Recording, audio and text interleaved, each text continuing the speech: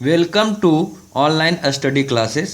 आज हम लोग एसएससी सीएचएसएल का 16 जनवरी 2017 को जो क्वेश्चन आया हुआ है उन सारे क्वेश्चन को डिस्कस करेंगे। ये सारे क्वेश्चन मेमोरी बेस्ड है। हमने जो है 7 जनवरी से लेकर 15 जनवरी तक का सारा क्वेश्चन जो मेमोरी बेस्ड मुझे अवेलेबल हुए हैं, मिले हैं, उन सारे क्वेश्चन को मैंने अपलोड किया है। उन सारे क्वेश्चन का वीडियो अपलोडेड है, चैनल्स पर अवेलेबल है। आप प्लेलिस्ट में जाकर उन सारे वीडियो को देख सकते हैं। तो चलिए आज स्टार्ट करते हैं। Who was awarded the Bharat Ratna on his 100th birthday, मतलब अपने 100वें जन्म दिवस पर किसे जो है भारत रत्न से सम्मानित किया गया था। तो ये है धोंडो केशव कार्वे।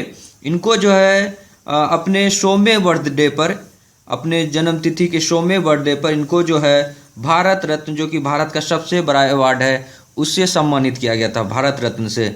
तो धोंडो केशव कार्वे को हम बता देते हैं आपको इसके बारे में कि धोंडो केशव कार्वे जो है, इन्होंने वुमेन एम्पावरमेंट के लिए वर्क किया था।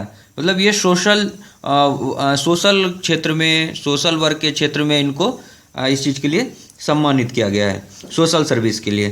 तो वुमेन एम्पावरमेंट के लिए इनका ज़्यादा योगदान रहा है धोंडो केशव कार्वे का। When was the national anthem sung for the very first time. अगर आप हमारा वीडियो देखेंगे, पॉलिटी का वीडियो, तो उसमें जो है हमने इन सारे क्वेश्चन को भी कवर किया, इंपॉर्टेंट क्वेश्चन को, तो आप वो सब वीडियो देखिए। When was the national anthem sung for the first time, पहली बार कब गाया गया था नेशनल एंथम को? तो ये 27 दिसंबर 1911 ईस्वी में, 27 दिसंबर 1911 को पहली बार जो है नेशनल एंथम गाया गया था। ठीक है। Who won the national snooker championship for 2016। National snooker championship जो है 2016 का किसने जीता है? तो ये अवार्ड वाला क्वेश्चन तो निश्चित रूप से आपके हर सेट में देखने में मिल रहा है। एसएससी सीएचएसएल का जितने भी सेट हुआ है सब में एक या दो क्वेश्चन अवार्ड से जरूर रहा है। अभी देखिए इसमें भारत रत्न भी पूछा गया था, ये भी अवार्ड से रिलेटेड है। फिर नेशनल स्नूकर चैंपियनशिप 2016, ये स्पोर्ट का। तो ये जो है आदित्य मेहता को जो है नेशनल स्नूकर चैंपियनशिप 2016 के लिए, स्नूकर का गेम आप लोग जानते होंगे कि निशाना लगाता है, निशानेबाजी टाइप का है, मतलब इस तरह का निशाना जैसे कि कैरम का टाइप का रहता है।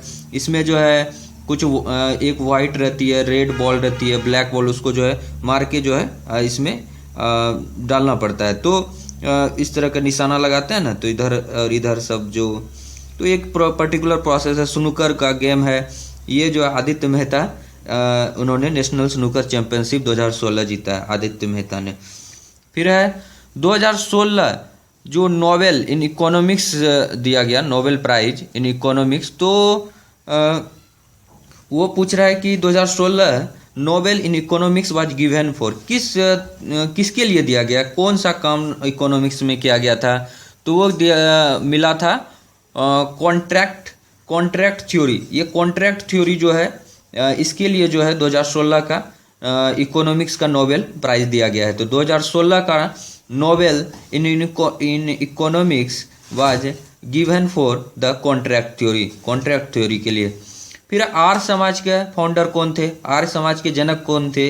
ये थे राजा राम मोहन राय जो है आर्य समाज के फाउंडर थे। फिर है Ellora caves in which state. Ellora की गुफा किस स्टेट में है, भारत के किस राज्य में है? तो ये है महाराष्ट्र में जो है एलोरा की गुफा है। फिर है a person how many time can become PM of country. अगर इंडिया की बात करें तो इंडिया का जो प्रधानमंत्री एक व्यक्ति कितनी बार बन सकता है? तो एक व्यक्ति जो है भारत का अगर प्रधानमंत्री बने तो उसका कोई भी लिमिट नहीं है, नो लिमिट। जितनी बार वो जीत के आएगा, जितनी बार उनकी मेजोरिटी रहेगी लोकसभा में, जितने ज़्यादा उसके मेंबर जीत के आएंगे, जितनी बार मेजोरिटी रहेगी उतनी बार वो भारत का प्रधानमंत्री बन सकता है। लेकिन क्या सभी डेमोक्रेटिक कंट्री में यही है क्या? नहीं। आप अगर यूएसए जाएंगे तो यूएसए का डिफरेंट है। यूएसए में है कि कोई भी व्यक्ति जो है ज़्यादा से ज़्यादा 2 बार यूएसए का राष्ट्रपति बन सकता है, ट्वाइस, उससे ज़्यादा नहीं बन सकता है यूएसए का राष्ट्रपति। लेकिन अपने यहाँ जो इलेक्टेड मेंबर है जो पीएम बनने का लिमिट है वो कोई भी लिमिट नहीं है, नो लिमिट। पीएम कितने भी बार बन सकता है। फिर है एज का भी कोई लिमिट नहीं है इंडिया में। एज में भी राष्ट्रपति या उपराष्ट्रपति और फिर प्रधानमंत्री ये सब बनने के लिए मतलब मैक्सिमम एज लिमिट नहीं है, मिनिमम एज लिमिट भले है, मतलब मिनिमम इतना उम्र होना चाहिए, लेकिन मैक्सिमम कोई भी एज लिमिट नहीं है। तो पर्सन जो पीएम बनेगा इंडिया का, उसका कितनी बार बनेगा, तो नो लिमिट। फिर है in which year was Jahangir born. तो जहांगीर का जन्म कब हुआ था, ये क्वेश्चन पूछा गया है हिस्ट्री से। इस तरह के टिपिकल क्वेश्चन भी आपसे पूछे जाते हैं जो कि भी आपको याद रखना पड़ता है, ठीक है। तो आपको इस सब के लिए भी प्रिपेयर करना है, और हम इस तरह का क्वेश्चन बहुत कराएंगे आपको। मतलब प्रीवियस ईयर का तो लगभग सारा क्वेश्चन जो है इस चैनल पर कवर किया जाएगा, हिस्ट्री का, ज्योग्राफी का, बायोलॉजी का, केमिस्ट्री का। तो ये सारे चीज़ को जो है इस चैनल पे कवर किया भी जा रहा है, और आगे भी इसका पूरा सिलेबस कंप्लीट करेंगे। सीजीएल का, सीएचएसएल का, और भी एमटीएस जो है, एसआई, सीपीओ, रेलवे, इस सारे तरह के क्वेश्चन को, सारे तरह कंपटीशन के क्वेश्चन को कवर किया जाएगा। In which year was Jahangir born, Jahangir का जन्म कब हुआ था, तो ये हुआ था 1569 ईस्वी में। 1569 ईस्वी में जहांगीर का जन्म हुआ था। 4 बीट्स इक्वल टू, 4 बीट किसके बराबर होता है, तो 1 निब्बल के बराबर होता है। 4 बीट इक्वल टू 1 निब्बल होता है। 4 बीट इक्वल टू 1 निब्बल, इस सब को याद रखिए, डायरेक्ट क्वेश्चन है सब। फिर अर्थशास्त्र रिटर्न बाय, अर्थशास्त्र किसने लिखा था, तो ये चाणक्य ने लिखा था, अर्थशास्त्र की रचना की थी। इसका जो है और भी नेम्स है, जैसे कि इसको कौटिल्य भी कहा जाता है या विष्णुगुप्त भी कहा जाता है।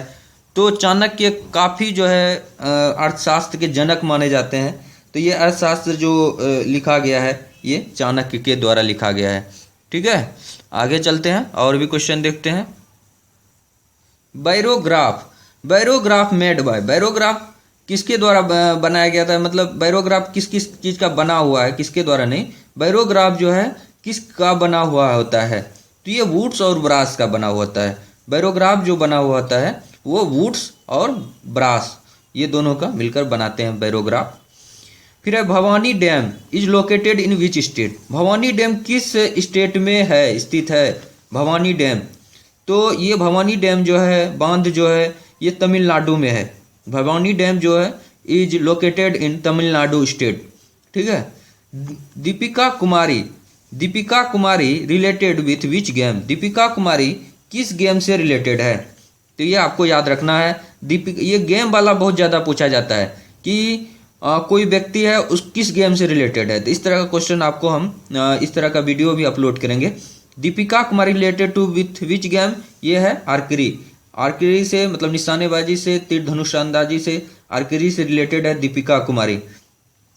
फिर है dwarf planet in solar system, तो ड्वार्फ प्लेनेट कौन सा होता है, ड्वार्फ प्लेनेट वो होता है कि जिसमें कि कुछ टेक्निकल जो है, जो एक प्लेनेट का जो गुण होना चाहिए था लेकिन उस तरह का गुणों का अभाव है, मतलब कुछ टेक्निकल जो गुण प्लेनेट के हैं वो सारे गुण कुछ प्लेनेट में नहीं अवेलेबल है, तो उसको बोला जाता है ड्वार्फ प्लेनेट।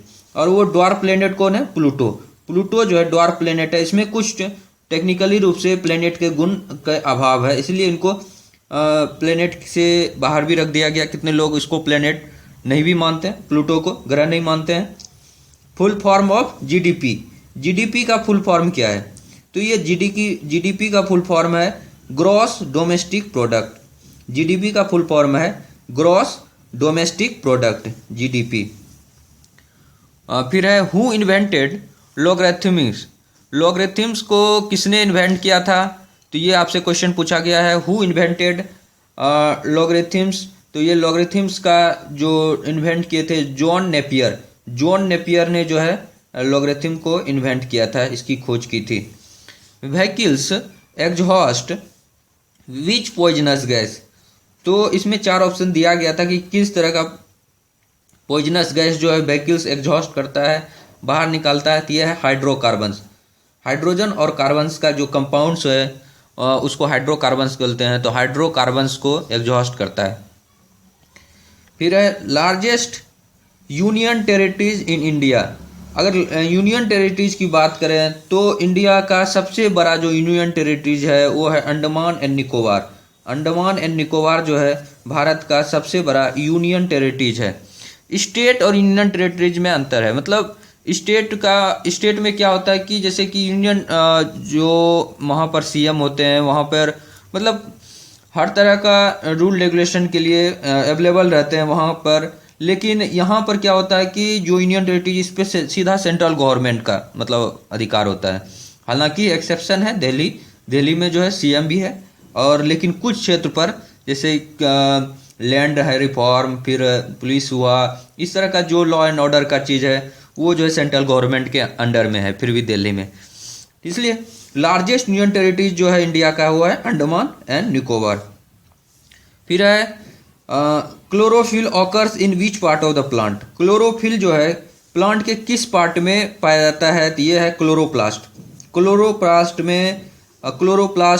में जो है क्लोरोफिल पाया जाता है। ये एक प्रकार का ग्रीन कलर का पिगमेंट है, मतलब बोल सकते हैं ग्रीन कलर का सब्सटेंस है जो कि क्लोरोप्लास्ट में पाया जाता है, जो कि फोटोसिंथेसिस का प्रोसेस करता है। तो chlorophyll occurs in which part of the plant, ये क्लोरोप्लास्ट में पाया जाता है। बेंजीन डिस्कवर्ड बाय, बेंजीन की खोज किसने की थी, तो बेंजीन की खोज की थी माइकल फैराडे ने 1825 ईस्वी में। बता देते हैं कि बेंजीन का ये आपका स्ट्रक्चर है, ठीक है। तो ये इस तरह का, ये जो है रेजोनेंस में रहता है हमेशा, ये इस तरह का स्ट्रक्चर में हमेशा आते जाते रहता है। ये इस तरह का भी लिखा जाता है कि ये मतलब हमेशा जो है ये इस पे जाएगा तो फिर ये इधर आ जाएगा, ये इधर आ जाएगा, तो ये आपस में मतलब मूव करते रहता है। तो इस तरह का स्ट्रक्चर है बेंजीन का, और इसको डिस्कवर किया था माइकल फेराडे ने बेंजीन की खोज की थी 1825 ईस्वी में, ठीक है। आगे चलते हैं। Who built gateway of India, gateway of India को किसने बनाया था, तो ये ब्रिटिश गवर्नमेंट ने बनाया था गेटवे ऑफ इंडिया को, ब्रिटिश गवर्नमेंट ने बनाया था गेटवे ऑफ इंडिया को। Who wrote train to Pakistan book, train to Pakistan book किसने लिखा था, तो ये लिखा थे खुशवंत सिंह ने, ये इंडियन है राइटर खुशवंत सिंह ने। Who wrote train to Pakistan book, ये ट्रेन टू पाकिस्तान बुक की रचना खुशवंत सिंह ने की थी। Ryder cup associated with, Ryder cup किस खेल से संबंधित है, तो ये है गोल्फ से। जैसे चैंपियंस ट्रॉफी पूछा जाता है तो किस खेल से है, तो ये चैंपियंस ट्रॉफी आप लोग जानते हैं क्रिकेट में होता है। एशिया कप क्रिकेट का होता है, हॉकी का भी होता है हालांकि। तो ये राइडर कप जो है ये कुछ ऐसा चीज़ कप होता है, जैसे संतोष ट्रॉफी है, राइडर कप है, इस तरह का। तो ये कप वाला भी क्वेश्चन आता है कि किस कप कुछ खेल से संबंधित है, तो इस तरह का भी वीडियो हम आपके लिए लाएंगे, देख रहे हैं हम इस तरह का। तो इसी तरह एनालाइजिंग आपको भी करना है कि कहाँ से क्वेश्चन पूछा जा रहा है, उन सारे टॉपिक को आपको भी कवर करना है, ठीक है। तैयारी करके जाना है आपको एग्जाम में। राइडर कप एसोसिएटेड विथ, तो राइडर कप किस खेल से संबंधित है, ये गोल्फ से संबंधित है Ryder cup. Kaziranga national park is famous for, Kaziranga जो नेशनल पार्क है वो किसके लिए फेमस है, तो ये राइनोसेरस के लिए काजीरंगा नेशनल पार्क फेमस है।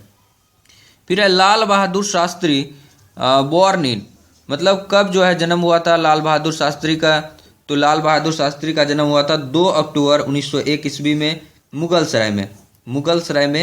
मुगलसराय जंक्शन का नाम सुने होंगे, मुगलसराय, इसमें जो है लाल बहादुर शास्त्री का यहाँ पर जन्म हुआ था 2 अक्टूबर 1901 ईस्वी में। Pushkar fair in which city, Pushkar मेला जो है किस सिटी में लगता है, कहाँ पर लगता है, तो ये स्टेट का पूछा गया था। पुष्कर फेयर किस स्टेट में लगता है, तो ये राजस्थान में लगता है पुष्कर फेयर, ठीक है। चेयरमैन ऑफ राज्यसभा, राज्यसभा का चेयरमैन कौन होता है, राज्यसभा का चेयरमैन होता है उपराष्ट्रपति, और अभी जो है उपराष्ट्रपति कौन है, मोहम्मद हामिद अंसारी जो है चेयरमैन ऑफ राज्यसभा है, ठीक है। Taxes which can not be transferred, मतलब ऐसा टैक्स जिसको भी ट्रांसफर नहीं कर सकते हैं, उस जैसे कि उसका एक एग्जांपल हम दे रहे हैं, व्हीकल एक्साइज ड्यूटी जिसको कि बोलते हैं रोड टैक्स। तो ये रोड टैक्स को आप लोग ट्रांसफर नहीं कर सकते हैं, तो ये टैक्स को ट्रांसफर नहीं किया जा सकता है, वो है vehicle excise duty, road tax को। First individual medal for India in Olympic, तो ओलंपिक में पहला जो है इंडिविजुअल मेडल, कितना लोग बोलते हैं कि केडी यादव को मानते हैं कि इन्होंने जो है रेसलिंग के लिए 1952 ईस्वी में मतलब मेडल जीता था इंडिया के लिए। लेकिन ये जो है कुछ लोग इसको भी मानते हैं, नॉर्मन प्रिचर्ड, ये एथलेटिक्स में 200 मीटर की दौड़ में था 1900 ईस्वी में। हालांकि आज़ादी के बाद अगर बात करें तो 1950 में हम लोग आज़ाद हुए, तो मतलब संविधान मतलब मेरा बना 1950 में, 47 में ही हो गया था आज़ाद। तो मतलब संविधान के बाद जो पूरी तरह से भारत एक रिपब्लिक बना, उसके बाद अगर माना जाए तो ये के डी यादव है, खां सावा दादा साहेब यादव, इसको शॉर्ट में के डी यादव बोलते हैं। तो ये आप याद रखिएगा, अगर ये दोनों ऑप्शन है, अगर उसमें क्लियरली ये दिया हुआ होगा कि 1950 के बाद या भारत का पूर्ण रिपब्लिक के बाद कौन होगा, तो के डी यादव मार जाएगा। ऐसे जो है नॉर्मन प्रिचर्ड एथलेटिक्स 1900 ईस्वी में भी इन्होंने भी जो है सिल्वर मेडल जीता था ओलंपिक्स में, पेरिस ओलंपिक में। ठीक है, तो इसको भी आप लोग याद रखिएगा। ठीक है, दोनों चीज़ इसलिए बता दिया हम। Which one is not inner planet, इसमें से जो है 4 ऑप्शन दिया था, इसमें पूछा गया था कि कौन 2 तरह का प्लेनेट उसमें बांटा गया है, इनर प्लेनेट और आउटर प्लेनेट। तो इसमें कौन इनर प्लेनेट नहीं है, तो देखिए अर्थ, वेनस, मरकरी, ये सब जो है इनर प्लेनेट है। सैटर्न जो है ये क्या है, आउटर प्लेनेट है, तो सैटर्न यहाँ पर होगा, नॉट इनर प्लेनेट में सैटर्न हो जाएगा। तो ये टोटल ये सारे क्वेश्चन थे जो आपके एग्जामिनेशन में आए हुए हैं, और इसलिए आपको जो है इन सारे क्वेश्चन को देखना है, इससे समझना है कि किस तरह के क्वेश्चन को एसएससी पूछ रहा है अपने एग्जामिनेशन में। आपको उसी के अनुसार तैयारी करना है, अपने अनुसार से नहीं करना है, उसके अनुसार से करना है, एसएससी के अनुसार से करना है, क्योंकि फाइनली वही एक अथॉरिटी है, वही एक बोर्ड है, वही जो है एग्जाम आपका कंडक्ट करा रहा है, वही आपका फाइनल मेरिट लिस्ट बना रहा है, मतलब आपको जॉब वो प्रोवाइड करा रहा है।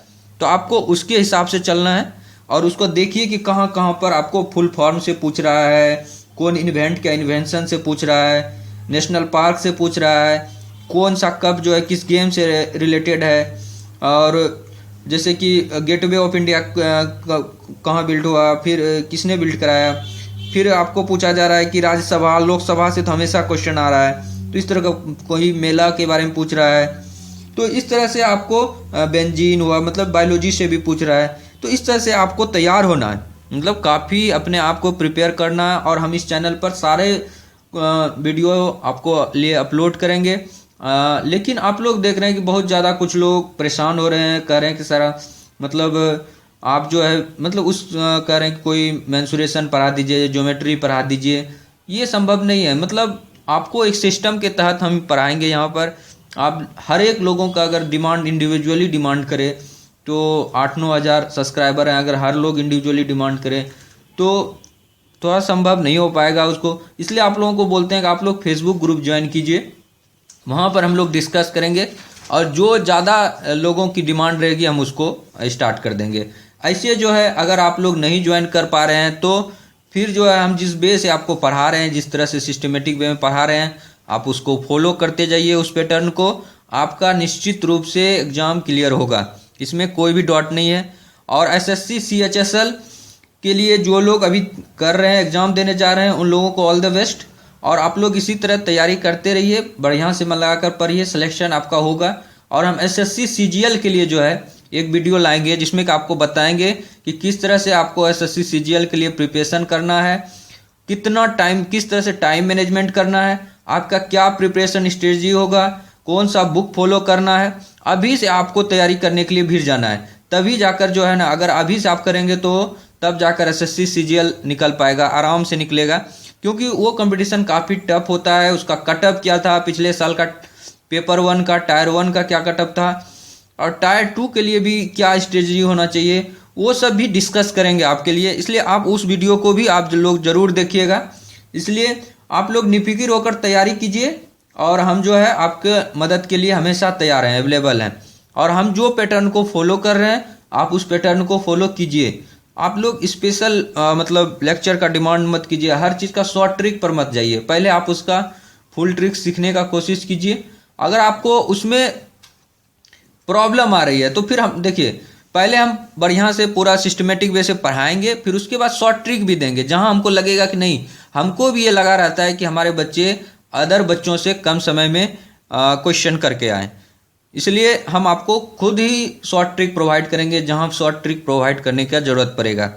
ठीक है, इसलिए आप लोग हमेशा चैनल पर बने रहिए, हमेशा वॉच कीजिए, जितने भी वीडियो लाते हैं काफ़ी अच्छे से मतलब तैयार करके, और काफ़ी सिलेक्टेड क्वेश्चन रहता है आपका, जो कि एग्जामिनेशन में हाई प्रोबेबिलिटी है, जो कि 2 बार 3 बार 4 बार रिपीटेड हुआ है, और जो कि मुझे भी लगता है कि अपने एक्सपीरियंस से कि हाँ ये सारे क्वेश्चन आने चाहिए, और ये सारे क्वेश्चन इंपॉर्टेंट है, आपके एग्जाम में रिपीट हो सकता है, तो उस तरह का क्वेश्चन लाते हैं। अगर आप देखिएगा हमारे वीडियो का जो अपलोड किए हैं इंडियन पॉलिटी का, और जो ज्योग्राफी से वीडियो अपलोड किए हैं, आप देखिए कि, और इकोनॉमिक्स से भी इवन देखिए बहुत सारे क्वेश्चन, मतलब हम तो कहते हैं कि पॉलिटी से तो 95% क्वेश्चन जो इस बार एसएससी CHSL में रिपीट हो गया, 95% क्वेश्चन, और ज्योग्राफी सबसे भी देखिएगा तो उससे भी 60 to 70% क्वेश्चन लगभग रिपीट हुआ है। तो ये मतलब इससे ये पता चल रहा है कि हम लोग तैयारी सही डायरेक्शन में कर रहे हैं, बस हम लोगों को पेशेंस रखना है, धीरज रखना है, वेट करना है उस वीडियो का, जो वीडियो का आप लोगों को इंतजार है, तो उसको थोड़ा इंतजार कीजिए। आपके लिए हर वीडियो हर तरह से मतलब अच्छे ढंग से लेक्चर कवर किया जाएगा।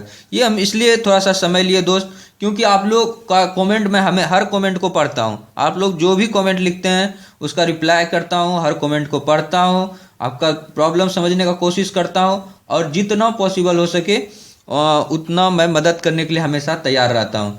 और अगर आप देखेंगे तो हर दिन जो है लगभग कम से कम 3 वीडियो 4 वीडियो अपलोड किया जा रहा है। कल जैसे 5 वीडियो अपलोड किए हैं, उसके पहले 3 वीडियो अपलोड किए थे, उसके पहले भी 3 किए थे, 3 4 5 इस तरह से वीडियो आपका अपलोड होते रहता है। इसलिए आप लोग इस चैनल पर बने रहिए, आप लोग देखते रहिए। Thank you so much friend for watching this video. Thank you so much.